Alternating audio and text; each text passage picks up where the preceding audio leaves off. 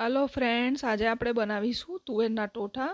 શિયાળો હોય અને આપણે ટોઠા ના ખાઈએ તો શિયાળો કમ્પ્લીટ ના ગણાય અને શિયાળામાં ટોઠા ખાધા વગર મજા પણ ના આવે। તો આજે આપણે બનાવીશું એકદમ ટેસ્ટી તુવેરના ટોઠા। તેના માટે આપણે હાફ કપ તુવેરોને આખી રાત પલાળીને રાખી હતી અને હવે તેને આપણે કુકરમાં નાખીને તેની સીટી વગાડવાની છે। હવે આપણે કુકરમાં લઈ લેવાની છે। હવે આપણે એમાં જરૂર મુજબ પાણી લઈ લઈશું।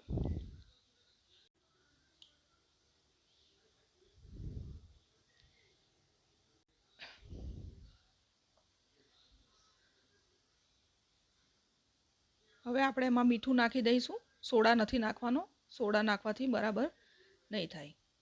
હવે આપણે થોડા ખડા મસાલા લીધા છે, તેને આપણે લઈને શેકી લઈશું। થોડા સ્મેલ આવે ત્યાંથી શેકાઈ જાય પછી તેનો પાવડર કરી લેવાનો છે। હવે આપણી તુવેરો બફાઈ ગઈ છે। આ રીતે દાણા છૂટા થઈ જાય એ રીતના બફાવો જોઈએ, એકદમ ઢીલી બાફવાની છે। હવે તેના માટે આપણે એક પેન લઈશું, તેમાં આપણે 10 પરી તેલ લીધું છે। તેમાં આપણે એક તમાલપત્ર, 2 સૂકા લાલ મરચાં, 1.5 ચમચી જીરું, હિંગ લીધી છે। આપણે 10 થી 15 કળી લસણ લીધું છે ને 2 લીલા મરચાં લીધા છે, તેને આપણે સાંતળી લેવાના છે તેલ છૂટે ત્યાં સુધી। પછી તેમાં 5 મીડિયમ સાઇઝની ડુંગળી લીધી છે, તેને ચીલી કટરમાં કટ કરી દીધેલી છે। હવે તેને પણ સાંતળી લઈશું તેલ છૂટું પડે ત્યાં સુધી। પછી આપણે મીઠું નાખી દઈશું।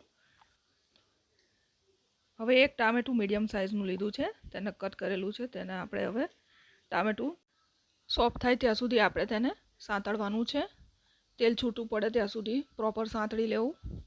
હવે એક આપણે પેસ્ટ બનાવવાની છે, તેમાં 1.5 ટેબલસ્પૂન લાલ મરચું, અડધી ચમચી હળદર, 1 ચમચી ધાણા જીરું, 1 ચમચી ગરમ મસાલો લઈને એની પેસ્ટ બનાવવાની છે। થોડું પાણી નાખીને થોડું પાણી નાખવાનું છે, થોડી જાડી પેસ્ટ રાખવાની છે।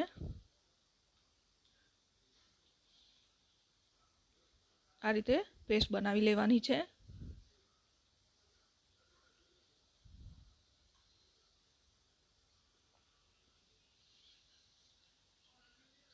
આમાં કોઈ લંગ્સ રહેવા ના જોઈએ, એ રીતે મિક્સ કરી લેવાનું છે।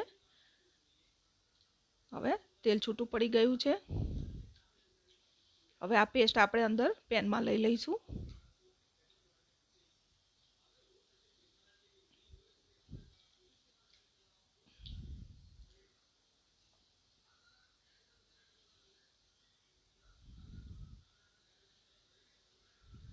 હવે આને મિક્સ કરી લેવાનું છે। આ રીતે સ્ટેપ બાય સ્ટેપ તમે બરાબર સાતળશો તો ટોઠા તમારા સરસ બનશે, એકદમ ટેસ્ટી બનશે। હવે આને મિક્સ કરીને તેલ છૂટું પડે ત્યાં સુધી થવા દેવાનું છે। હવે તુવેરો જે બાફેલી એનું પાણી હતું તે પાણી આપણે લઈ લેવાનું છે।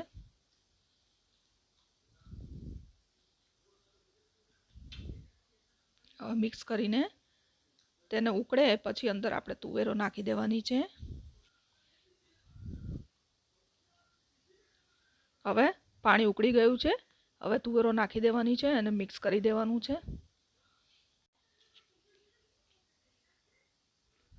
હવે એને ઢાંકીને આપણે 5 મિનિટ માટે થવા દેવાનું છે। હવે આપણે ખોલીને જોવાનું છે। તમે જોઈ શકો છો જાડો રસો થોડો થઈ ગયો છે। હજુ 5 મિનિટ માટે એને થવા દેવાનું છે।